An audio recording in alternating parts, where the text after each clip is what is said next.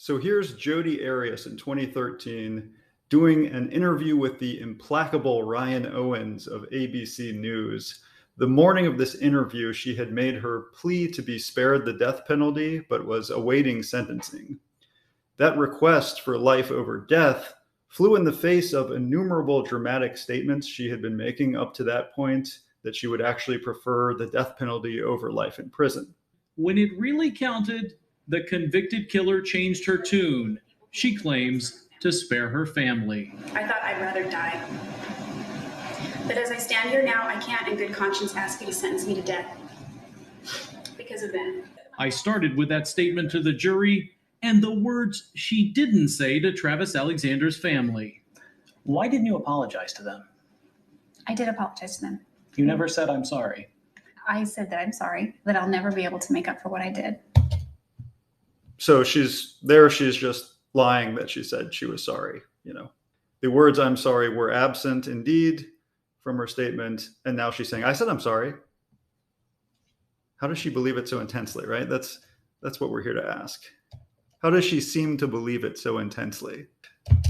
And that I can never replace their loss. But you didn't use the word "I'm sorry." Well, then I'm sorry I didn't say that, because certainly I am sorry. I think in a sense, the words "I'm sorry" just seem meaningless, especially since nobody believes what I'm saying anyway. You said it right there. No one believes a word out of your mouth. Why do you keep talking? So that's savage, I think, as the kids would say. Why do you keep talking? Savage. Well, because I know that I've lied before. That doesn't mean that I'm a liar by definition, by character. You see that? I've lied before. She knows she's been caught in many lies. So yes, I have told lies, but that doesn't mean I'm a liar by definition. Then, oh wait, yeah, it would mean that by definition. So then she says by character. I've lied before. That doesn't mean that I'm a liar by definition, by character. And I think her definition of character is the way I want to be perceived. So it doesn't mean I'm a liar by the way I want to be perceived. Character. What do you think of this jury? It's pretty clear they don't think too much of you. I wonder what you think of them. I don't know. I feel a little betrayed by them. I don't dislike them. I just was really Betrayed would imply they had an agreement of some sort that they're now going back on. That she had some reason to have faith in them and they betrayed that trust. Interesting word. It's this sort of moral righteousness is what that word implies to me. hoping that they would see things for what they are, and I don't feel that they did. To a lot of people, they think this switch from "I want to die" to "now I want to live" is just another lie from Jodi Arias. Well, I don't know what that means. Was I lying when I said I want to die, or was I lying when I say, please spare my life? Well, you were one of those two times. You would be lying at least one of those two times. Whatever happens, I'm just going to take it and deal with it. You said today you want to give Travis's family closure. You know they want you dead. So why don't you give them that closure? Oof. Ryan Owens really came to confront.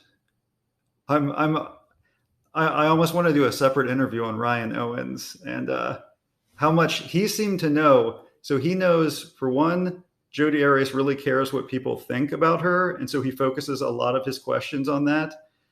And for two, he does not want her to get away with making statements without sort of backing them up. And I mean that. You said today you want to give Travis's family closure. You know they want you dead. So why don't you give them that closure? That really is one of the most brutal confrontations I've seen in like an interview setting ever. Well, what do you mean by that? Why don't I kill myself? Is that what you're asking? No, why don't you accept the fate of the death penalty if you know that's what they want? So her reaction is sort of to go on the offensive as well, sort of attack his character by saying, you're saying I should just off myself, which is a cruel thing to say, right? So her best defense is a good offense, right? That's her strategy. So she'll turn it on him like he's being cruel.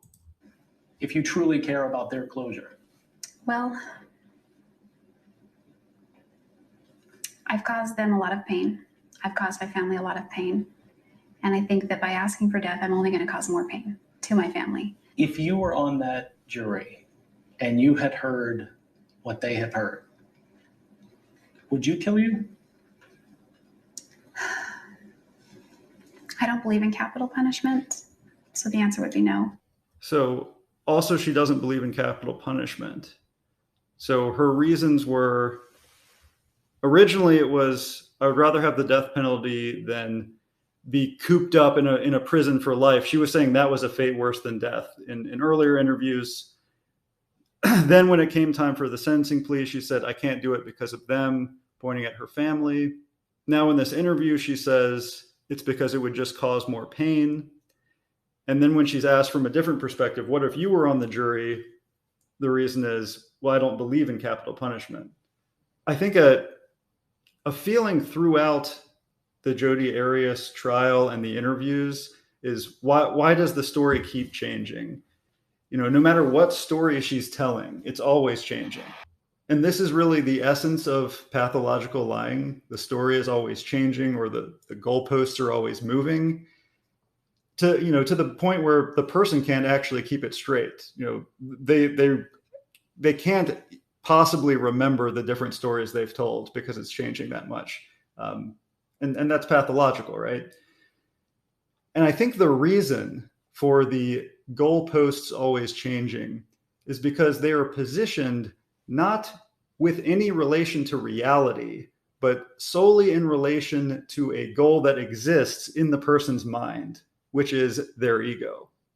And specifically a grandiose ego that they have created and now must protect at all costs. Interestingly, another case of essentially denying reality for the sake of the false ego is She did not want anyone to see those stripes that they make them wear in jail here.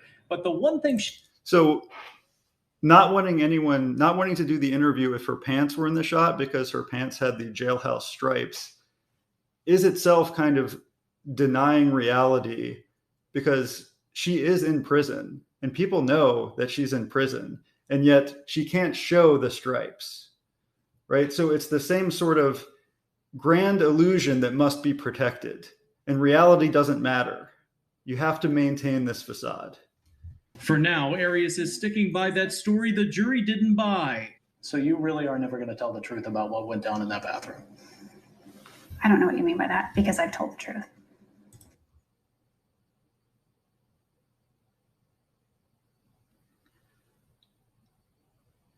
She's offended. She can't believe he would say that. She's told the truth. Okay. I didn't know that you were a hater when you came to interview me. I'm not. And that was about as angry as Arias got. So in defense of the grandiose ego, the world must be split into haters or non-haters, or on my side or not on my side, because there's so much risk of this grandiose ego being deflated that it's essentially a war zone kind of situation in the world for people with this kind of ego. I didn't know you were one of them. You were one of the threats to my grandiose ego. Her word for it is hater. But you hear all sorts of ways of splitting people into the threats, the bad.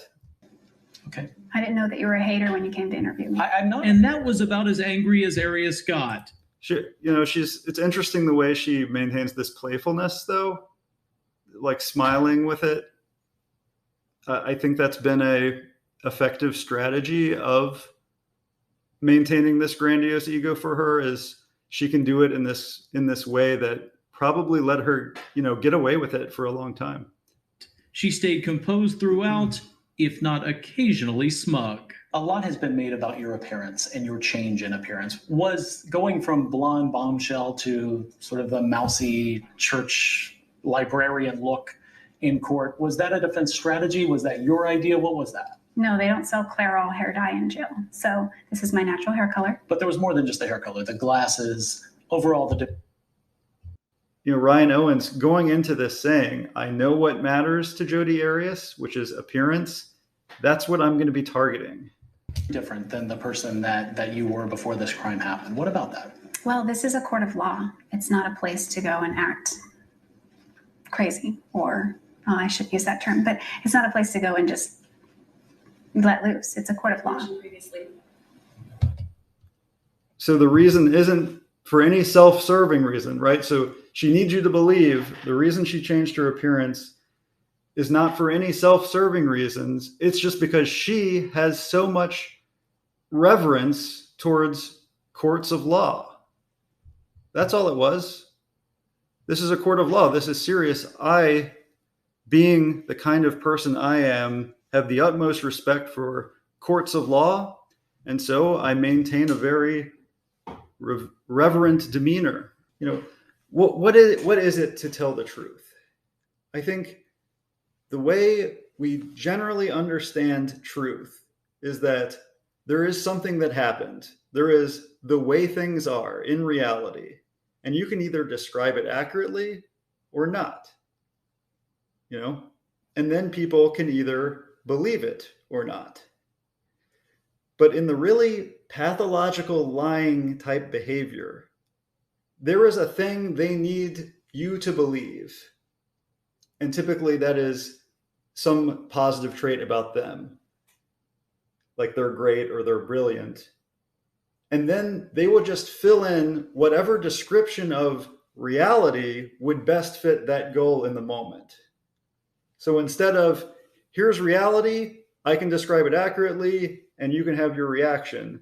In pathological lying, it's, here's the reaction I need you to have. So here's what I'm going to say happened. And reality, they didn't even check in with reality, because they're just filling in what they need you to believe based on the need to keep this grandiose ego afloat.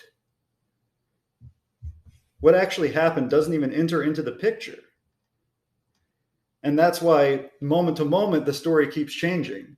Because if you're asking them different questions, well, they're filling in, well, in this context, it's because I don't believe in capital punishment. Oh, in this context, it's because I'm not the kind of person that would cause pain to people. I care too much about people. Of course, it ends up being this story keeps changing, but that's because you're thinking about reality instead of, to them, there's a consistent goal, which is, well, I'm always good. I always have to be good. That's what's the consistent unifying thread here. So where does this need to have you believe in their grandiose ego come from? Well, if you've seen some of my other videos, I really like Winnicott and Kohut and self-psychology.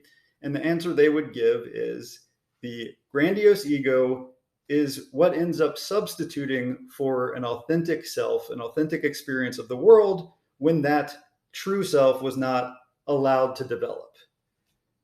And I think that is often the case, that in very early childhood, a child needs to learn, is it okay to be me? And there may be situations like severe stress in the household. The child's reaction to that is, oh, it's not okay to be me. I need to be whatever will placate my parent, or I need to be whatever will cause the least stress, because otherwise, in the child's instinctual mind, I'm going to be abandoned and die, right? Children are completely dependent. And so a child will learn very quickly if they have to act a certain way, even if that certain way of acting doesn't allow them to experience things as they are. They have to start experiencing things as if they were this perfect child that doesn't cause any stress and is never a problem. But all that's to say, that's the situation where the false self fills in because a true self could not develop. But I do think there's another possibility. An alternative to being unable to form a true self is perhaps just being unwilling to form a true self. We can't just blame parents for everything and for all of life, right? At some point, free will does enter the equation, And we have to wonder, are there people that are doing this self-aggrandizing storytelling because they just like it? Or they found out they could get away with it, maybe starting in their teenage years, and they thought, well, why not just keep doing this? It feels good. And I think those are kind of the two extremes. One being circumstances in early childhood completely preclude the ability to build the necessary foundational elements, build the frame that then all of your mental experience as a integrated self is built on. And the other being well, I didn't think I had to tell the truth. It feels better when people gratify my ego and I just make them believe whatever I want to believe. Right? Those are kind of extremes. I don't know if I need to I don't know if I should give a formal statement on where I would put Jodi Arias. I don't actually know that I know her or her childhood well enough to render an opinion. But regardless of the reasons that the grandiose self came to be, once it's there and the person is experiencing the world as if they are this artifice, this construction of their mind, again, any threats to that artifice will feel like complete annihilation. And in the Jodi Arias trial, you can actually kind of see what happens when Juan Martinez is putting together her own testimony. This is deflating the grandiose ego in real time. This is, the cards are out here on the table. You cannot sustain this illusion that you are blameless here. Yes. And you would acknowledge that a lot of the stab wounds, and if you want, we can count them together, including the ones to the head, were to the back of the head and to the back of the torso, correct? Okay. No, I don't count them. I don't know. Let's take your word for it. Would you like to take a look at the photograph? No. So he's essentially saying, based on her own testimony, he had already been shot when she was stabbing him, including in the back. And there's essentially no way for her to maintain what we otherwise see as the Jodi Arias facade.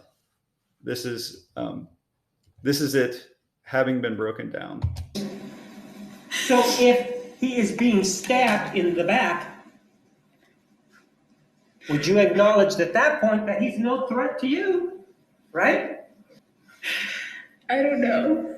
Well, if he's already been shot, according to you, and he's facing away from you, how could he possibly be any threat to you?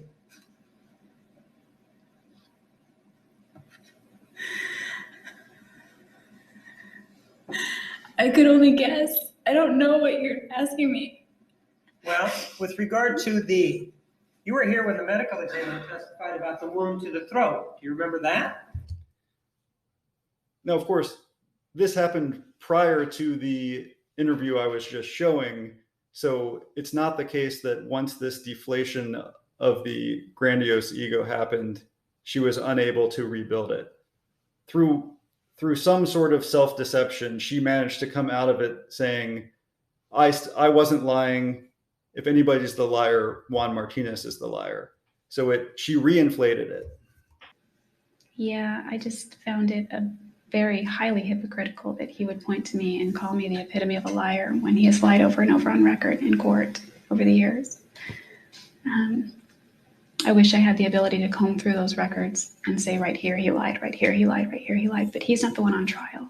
So in that sense, it doesn't matter that he lied, but in another sense it does, because of the important position that he has. Right, so between herself and Juan Martinez is probably the bigger liar, she's saying. The circumstances happened that she's the one on trial and he's not. So what are you going to do? You went after Nancy Grace there a couple times. Yeah. You want to talk about Nancy? I don't think she's worth it. So that's definitely grandiose, right? Saying, yeah, I did an interview with Nancy Grace, national television, and Nancy Grace isn't worth my time talking about now. She's not worth it. because I'm so far above her is the implication. That's clearly the implication, because I'm so far above her. So there's the video of her breaking down on the trial, and then there's these subsequent interviews where the one where she calls Juan Martinez the liar is right after the initial court date, and then the one with Ryan Owens is after her sentencing plea. The point is, clearly so the one where she's breaking down on the stand, you can watch that video if you're interested. The point I'm making is that when the grandiose self collapses, like we see here, that doesn't mean that it's annihilated forever, because as we see in the interview right after the court case, she's back, she's calling Juan Martinez the bigger liar. And in her interview after her plea, she's clearly got the grandiose ego in full steam as well. It will feel to the person when that deflating event has happened, it's feeling like annihilation, and it'll feel like they can never come back from it. But in fact, two things can happen. Neither of them are the literal annihilation of the person, although that's what it will feel like. One is the false self manages to reinflate itself, as we saw here. The other is what Heinz Kohut would say is the goal of self-psychology. When the false self collapses, the true self can start to integrate. Yeah, I definitely don't mean to imply in these videos that people who have built a narcissistic or grandiose or otherwise false self are irredeemable. To them, it is, I think, unimaginably scary to undergo the destruction of that self-concept, because since a kid, they've believed that it's the one thing necessary for their survival, right? In most cases, they have believed that since early childhood. But it is possible. It just takes that sort of immolation of the grandiose ego, and then, like a phoenix from the ashes, a self that actually experiences the world as it is and can feel what they feel, think what they think, and express those things without fear of utter collapse to their identity, can emerge. Have not seen it happen in this case. But so it goes. C'est la vie. Thanks for watching.